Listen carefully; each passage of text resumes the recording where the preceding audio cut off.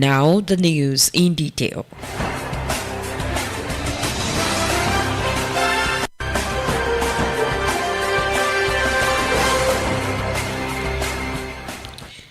Ekiti State Governor Mr. Biodun Oyebanji has reiterated the commitment of his administration to preserving and properly documenting Ekiti history and creative arts of the Ekiti movie locations in Ado Ekiti.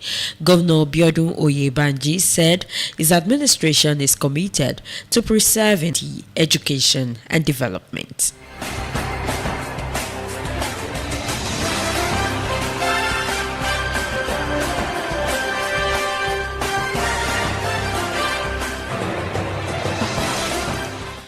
Still in Ekiti State Governor Mr. Biodun enabling environment for businesses to thrive. Oyebanji assured entrepreneurs of improved policy, technical and institutional support for micro, small and medium-scale enterprises (MSMEs) across the state, attracted major public and private sector players from across Nigeria, including the Nigerian Social Insurance Trust Fund. Concerns of the Supreme Court dated December 12, 2025, an address to the Attorney General of the Federation (AGF) and the Minister of Justice Prince Lateef Fagbemi Bola Ahmed Tinubu, according and unconstitutional, based on the Apex Court judgment, which held that the National Assembly lacked the necessary.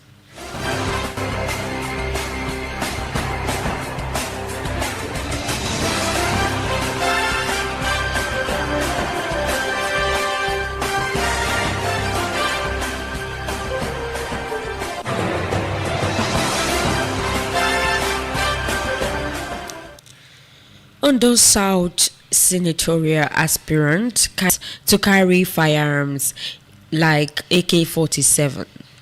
Mr. Fakuyi disclosed this while stating his ambition to succeed Senator Jimo Ibrahim, who represents the Ondo South senatorial district in the National Assembly. Reflecting on the spate of insecurity in the country, Mr. Fakuyi commended Mr. Tinubu's administration strides, noting that he will push for the amendment of the Nigerian Police Act, Section 214 of the 1999 Constitution, the Firearms Act 2004, and the Private Guard Companies Act of 1986 to enable the private use of AK-47 rifles.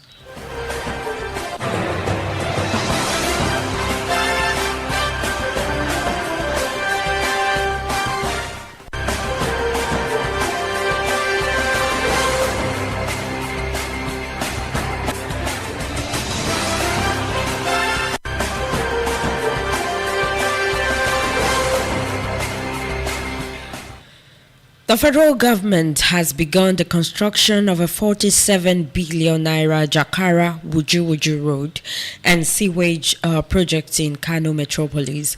The project would traverse Gwale, Kano Municipal, Dala and Fage local government areas of the state.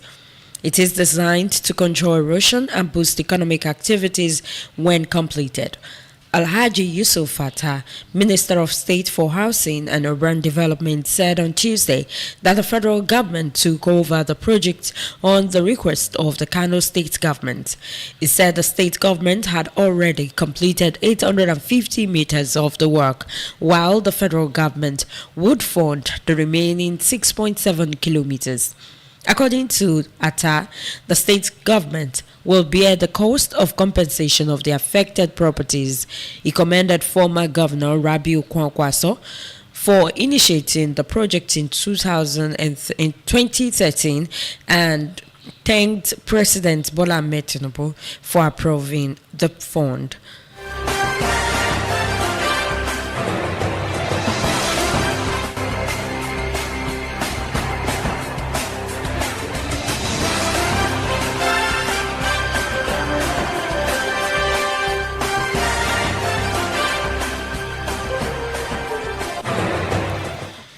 The federal government yesterday formally signaled a major shift in fiscal strategy, declaring that it would move away from heavy dependence on borrowing and instead mobilize mass savings across the country as a sustainable way of tackling Nigeria's rising debt burden.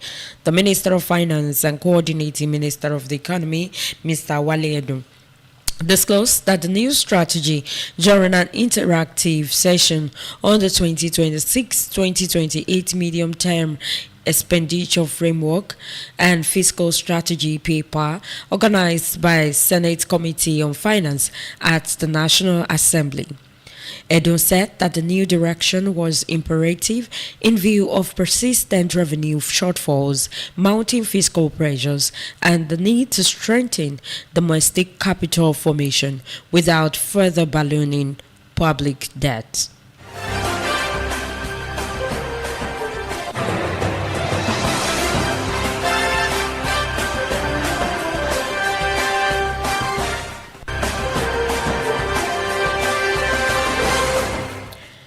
Nigeria's quest to build a $1 trillion economy received a major private sector push as the Maritime Innovations Hub MIH, in partnership with the Ministry of Marine and Blue Economy, unveiled an ambitious framework aimed at unlocking the vast but underutilized potential of the nation's blue economy. Speaking at a media parley in Abuja yesterday, ahead of the Blue Economy Investment Summit scheduled for March 2026, the Chief Executive Officer of Talk Shops and Recycled Ideas, it must close an estimated $750 billion GDP designed to drive innovation, investment mobilization, governance reforms, and human capital development across the entire maritime value chain.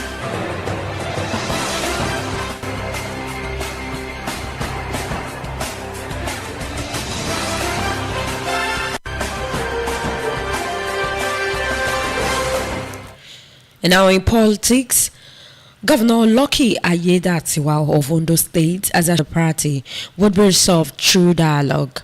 Ayedatiwa stated this on Monday at Okeagbe Akoko, headquarters of Akoko Northwest Local Government, during a statewide thank you tour of local government areas. The governor said the visit was not up, that there will be no fight in the party. Every issue would be solved through dialogue.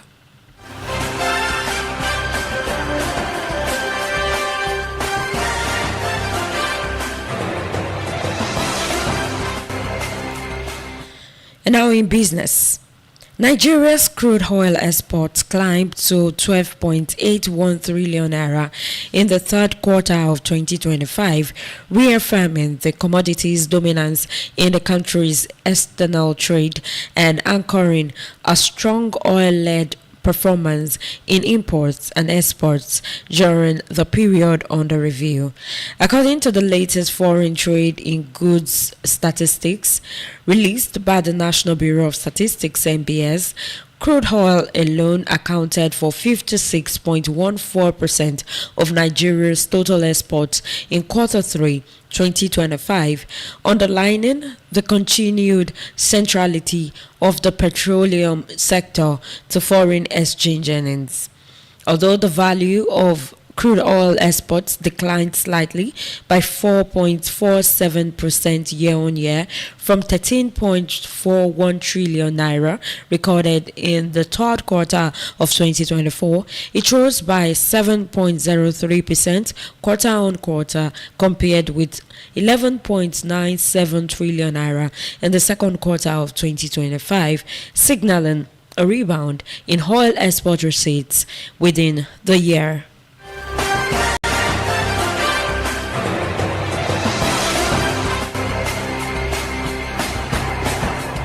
Ogala has announced her intention to pursue legal action against Pastor Chris Okafor. State interview with media personality Daddy Freeze, where she discussed the previous connection with the pastor and the reasons surrounding their split. The actress claims that her decision to seek legal recourse was motivated by the alleged promise of marriage. During the exchange, Ogala also answered that the freezes question about her behavior while still married.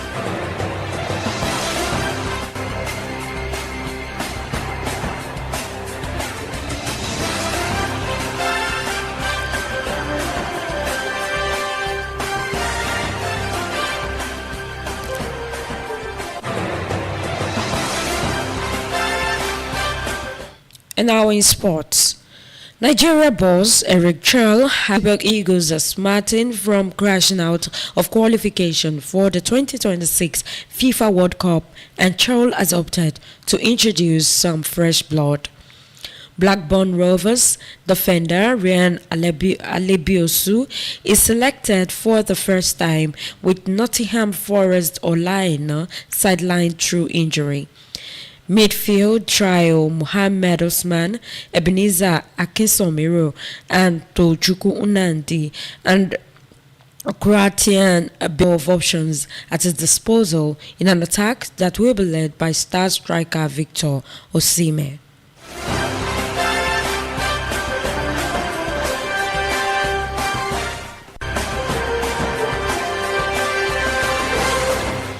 Finally, on the foreign scene, the Israeli army launched airstrikes and artillery shelling across eastern Gaza early Tuesday morning in continuous violation of ceasefire agreements.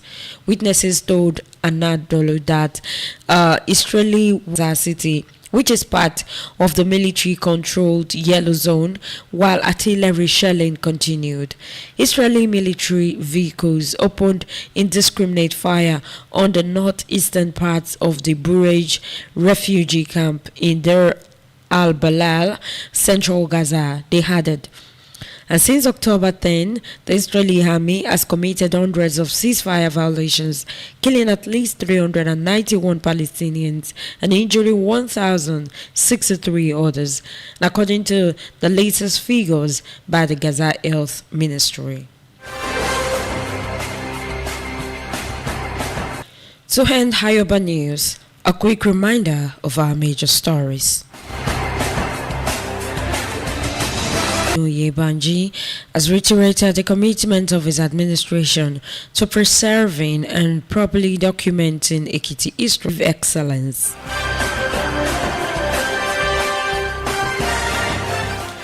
It was in our bulletin that the federal government yesterday formally signaled a major shift in fiscal strategy, declaring that it would move away from heavy dependence on borrowing and instead mobilize mass savings across the country as a sustainable way of tackling Nigeria's rising debt burden.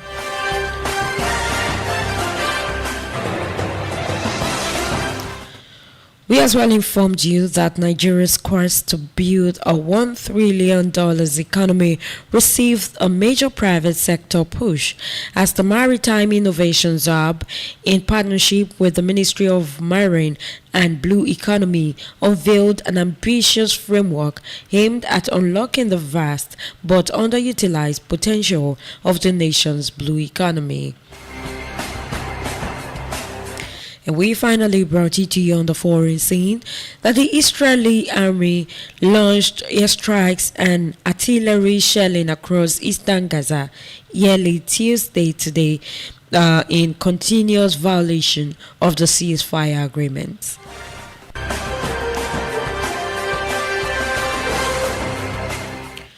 And that's the size of our bulletin at this hour, as put together by the production team, edited by Compassion Adebayo.